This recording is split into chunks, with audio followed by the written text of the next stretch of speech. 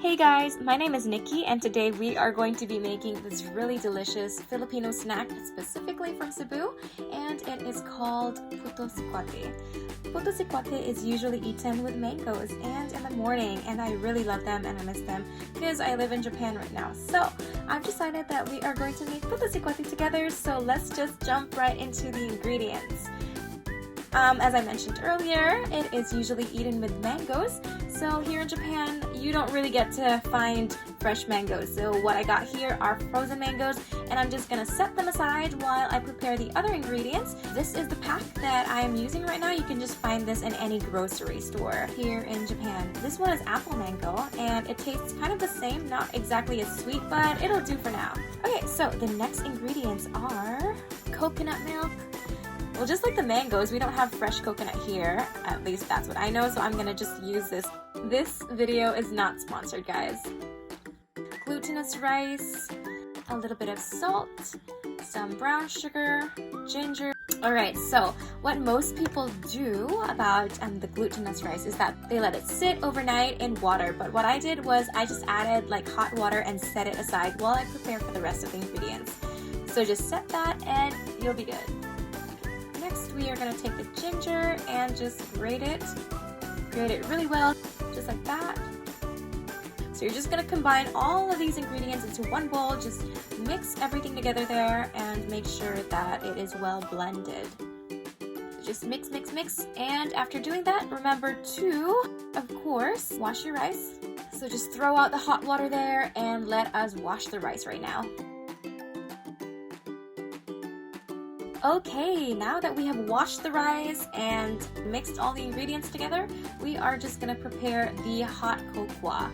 So usually in the Philippines, I would use the blocks. They're really pure blocks and everything, but I found this really nice pure cocoa powder from Morinaga. And again, this video is not sponsored, guys.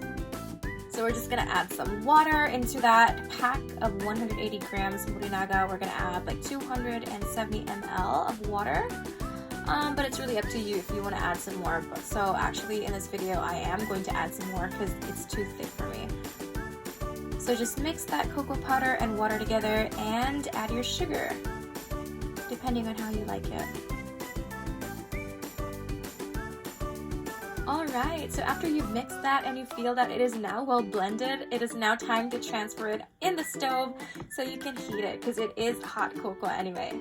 Once you're done with that, just take out your banana leaf. But if you are like me and you don't have access to banana leaves, then you can use these because they just do the same job anyway, except that they don't add the nice smell to your puto maya.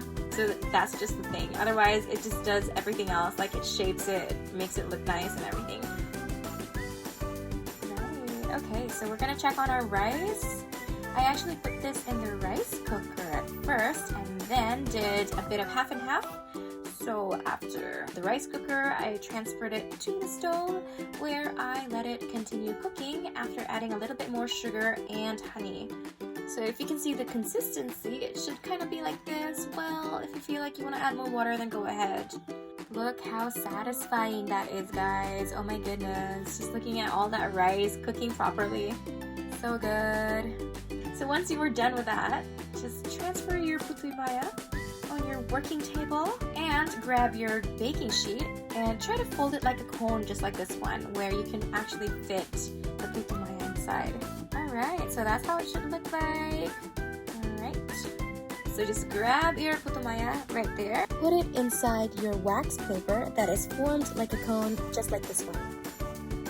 Alright, it looks so good. So you really have to be resourceful wherever you are. Like for me, I have no access for these to these banana leaves, but they aren't stopping me all from making these delicious puto maya. Look how beautiful that is. So good, and it tastes even better than it looks. You are not gonna regret it. Puto maya and mangoes. All we need right now is the SIKWATE, guys. And that's how it looks like with the SIKWATE, the whole set, guys. So if you want to feel like you're in the Philippines, just grab whatever ingredients you can find and try to make whatever Filipino snack you want or even Filipino dishes that you want. So yeah, I hope that you enjoyed this video. Try it out. You're gonna love it. Your family's gonna love it. I know my friends did, so I am like super happy about that. I just wanted to give a huge shout out to my friend Nathan Gutierrez Matibay for guessing what today's video is all about. You can check out his channel right here. So thanks again for watching, and see you on the next one. Bye!